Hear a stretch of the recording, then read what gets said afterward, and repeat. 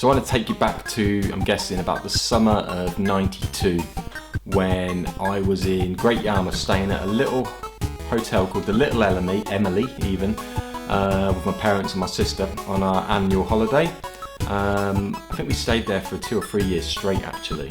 But one of my really cool memories of an arcade game just happens to be this one right here, Mr. Do, however you speak about it. Basically in their cellar, sort of bottom underground floor, was a little bar. I mean, this hotel's a tiny hotel, like a B&B almost. You know, 3 floors, probably no more than 7 or 8 hotel rooms, sort of for families. And in their sort of downstairs bar that they opened in the evening, they had one arcade machine, and it was Mr. Do. And it was 10p a go. My mum had given me a couple of 10p's to shut me up for a bit, because at that point I had an Atari or something at home, and you know, I was into my games and stuff. And you know, we played the hell out of it. Didn't really understand what we were doing, even though there's instructions on here. I think I got to probably about screen 3 just by doing the basics on there.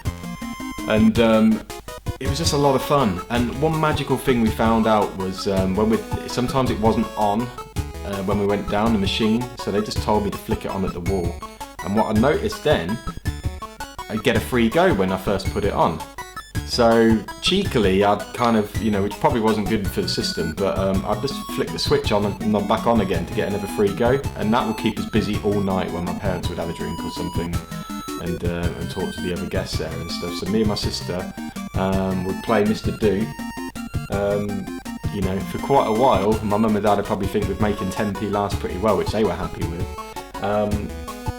I mean, even now I kind of like have an idea of what I need to do, kind of collect the fruit and drop the apples onto the bad guys so they can't get you. I haven't really, you know, in adulthood found a formula of how to play the game well. But I'm intrigued to give it another try sort of 30 years on. And you know, even the game's dated 1982, so it's even old. When I was playing it sort of the first time around, sort of 10 years old. But that was the longevity of these early sort of golden era arcade games. So not really an arcade game that people talk about much, and it was cool for me to see a cab for it in a Revival a couple of years back, so if we can revive that clip, without the pun intended there, I'll throw that in there. But I don't believe the machine we used in Great Yarmouth was a Mr. Do original machine. It was something with a board put in, but yeah, it was just kind of cool to still have that as a memory of a certain arcade game that was just in the downstairs of that hotel. It makes you think that, you know, they'd got it from one of the local amusement arcades and just didn't want it anymore, or selling it on the cheap, and it's just something to keep the kids happy. Well, it kept me and my sister happy, that's for sure. So, you know, I'll probably have a quick game on Mr. Do now, bring back that nostalgia. And yeah, just wanted to shoot a quick video, talk about one of my favourite old arcade games. Cheers for watching, guys.